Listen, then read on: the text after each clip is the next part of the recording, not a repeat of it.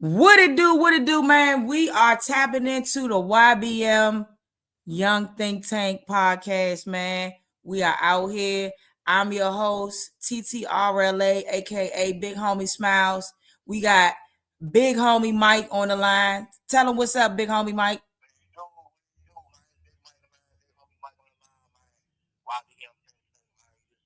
Always just bringing something positive to the people, man. You Today, man, I got my good homeboy. My bad, go ahead, Smile, go ahead. no. Go ahead. Good man over here. I got my good man, Sean right here, man. I'll go ahead and Smile real quick. Hold on one second.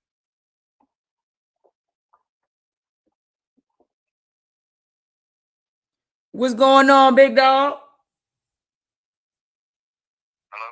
Yeah, what's going on, big dog? Welcome to the YBM Think Tank podcast. How you doing? I'm wonderful. Thank you. Hey man, I appreciate you taking some time out your busy schedule to talk to us, man. We appreciate you over here.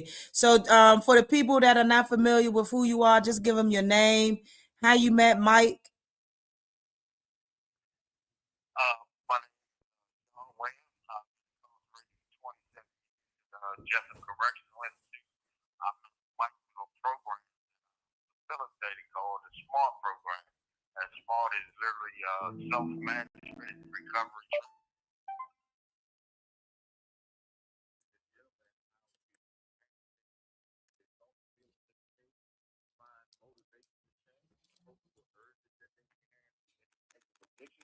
And the last point in the program is living a balanced life. That way, when guys leave from here, they don't have to struggle with the things that they were struggling with before they got here, as far as negative thinking. So you met Mike. So you met Big Homie Mike in a program where it helps you guys. It seems like have emotional intelligence or establish emotional intelligence. Yes, ma'am. Yes, ma'am. Okay. So tell And me, and what you say your name okay, was again? Sean Williams. Sean Williams. I'm sorry if I Yes, cut you ma'am. off. You was finishing up how you met Big Homie Mike. I had seen him for some time. It's Mike is a wonderful person. I think that when he began to see himself as other people see him and as God created him, then it's something that's so wonderful inside of him that's going to come out. And not only is it going to benefit him, but it's going to benefit a lot of other people that he come in contact with. So, like I say, he's an extraordinary person. He's just waiting to blossom. It's like a flower. When it rained, the water hit it, the sunshine come out, and then that flower blossom. He's just waiting for his chance to blossom.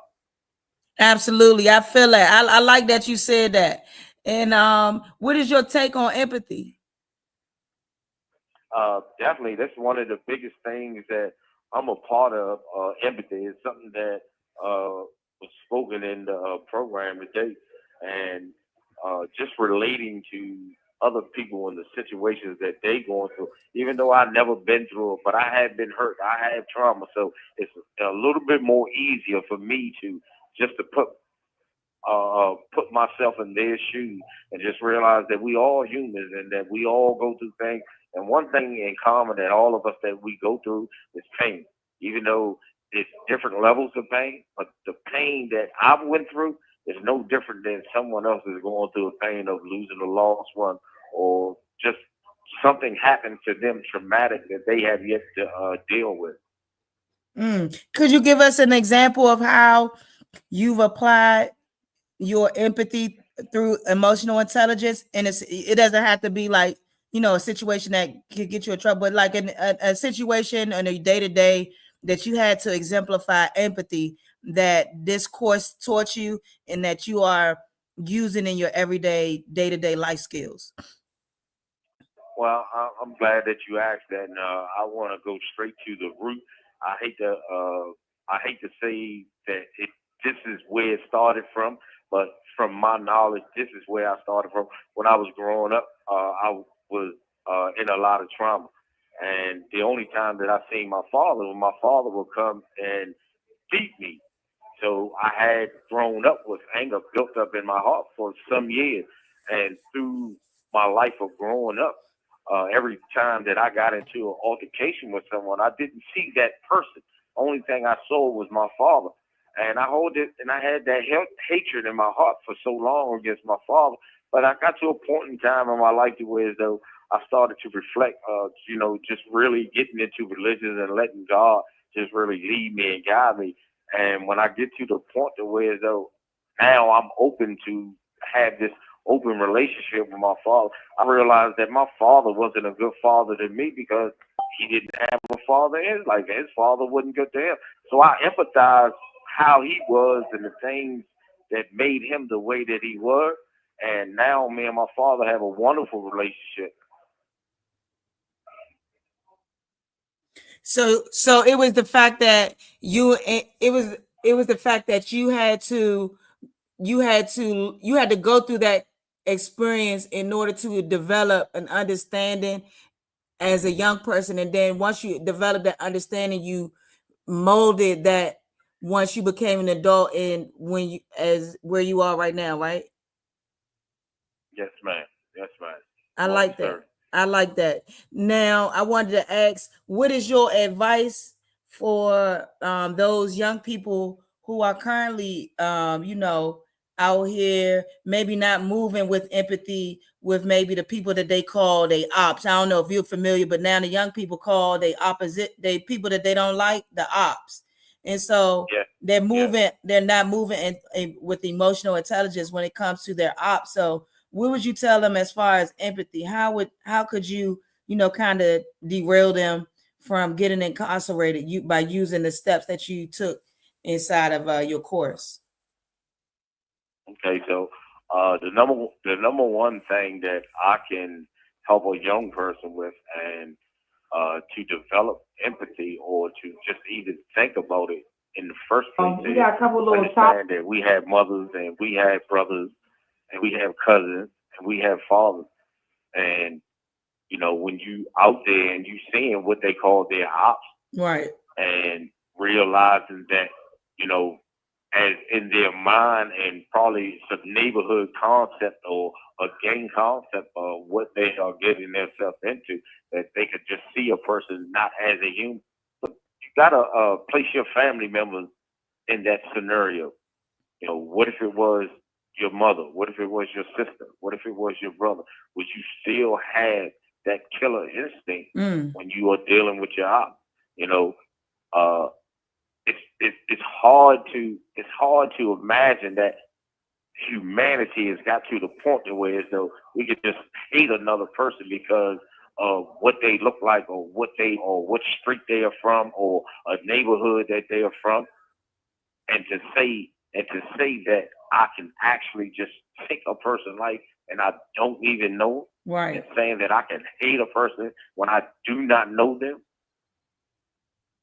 It's crazy. It's crazy, man. It's crazy. And for the people that's just now tapping in to the podcast, when they tap into it, just let them know how long you've been down and where you're from again, just so that they can know. Well, I've been locked up for 27 years, and I'm from Charles County, Maryland. Okay. Uh, it's one of the things that I've realized that you know I really thought that I was justified in what I was doing Mm-hmm. at the moment that I committed the crime. Mm. But after giving some time and being in a cell and really just uh, that's a hard place to be at Yeah. inside of that cell when that door constantly closes. That's a trauma. That's a traumatic experience in itself. But I've learned that over the 27 years that you know not only did I destroy, like I was speaking about earlier, I destroyed a family that I didn't even know. Yeah. I destroyed a community that I was a part of. I destroyed a county. I destroyed individuals in the state of Maryland that I didn't know, and to think that I could get to the point to where as though I can hurt people that I don't know.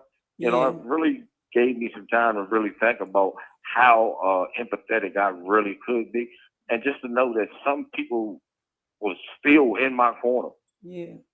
after everything that I've done to the community, Mm-hmm. to the town, Yeah. to the state, to the county. To just know that some people were still in my corner fighting for me. You know, that like I say, it didn't happen overnight, but it took time.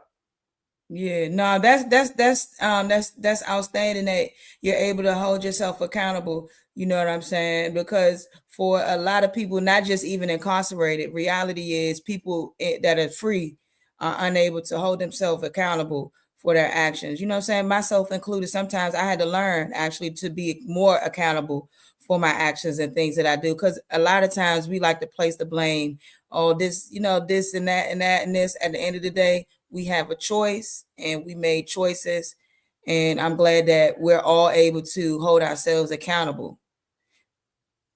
Yeah. Yep. And so Now, if go ahead. now, go ahead. No, go Sorry. ahead. I'm sorry.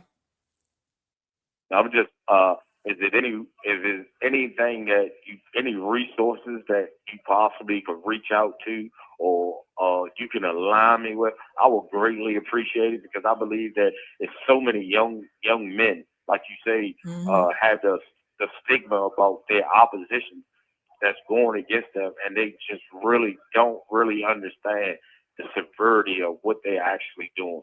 They really do not understand the casualties and the trauma that they are placing on some people. Yes. Now, I do have some people that I know. Like, shout out to this one gentleman. He's a comedian. He's from Capitol Heights. He currently lives in Los Angeles, Yes. and he does a lot of youth forums and things like that. And I wouldn't mind reaching out to him and letting him know, hey, I have a few good men that are in some programs that would like to, you know, establish a connection to the young people so that they can be able to help them not be incarcerated. You know, that's something that we definitely can work on for sure. I would love that. I want to I don't know. go ahead. Go ahead. I was gonna ask, like when you're incarcerated, do they not like when I was growing up, I used to see things like this called Scared Straight. Do they don't have them type of programs where they bring the young people in there, and if you're doing good, you could volunteer or sign up for those type of programs? Well, I haven't seen the Scared Straight program in a while, and I think that would be a good idea. And I was alluding to that if there's ways or programs that people that you can align this institution with the way so they can come in and speak to the guys ahead. Because at one time this was a maximum security prison, and you had guys that's been locked up for some time. But now what primarily is inside of the institution is younger guys, and I feel as though they need all the help that they can get. A lot of them is coming in with the concept of what a man is, and they learn it from people of their own age, and nobody know what a man is. And when you ask them, it's 5 and 6 different titles to what a man is, but no one actually knows. And then when you ask them, well, where did you learn that from? They're like, well, my homie on the street corner told me that. I'm like, all right, then have you ever asked him where did he learn it? How to be a man from? And none of them had any idea. What is your definition of a man? Well, first and foremost is, and I really like what you responded of was about having that responsibility and the changes. Because when you begin to take responsibility for your actions, then the change is possible. Then you can begin to change everything about yourself. But understanding that you have to be accountable. You have to take responsibility for your action, and you have to be accountable. Not when people are looking, but even when people not looking, you still have that integrity. Yeah, that's important. Integrity is key to this. Yeah, that is wonderful. Hey, Mike, I wanted to ask you the same question. What made you connect to? You said your name William, right? Yeah.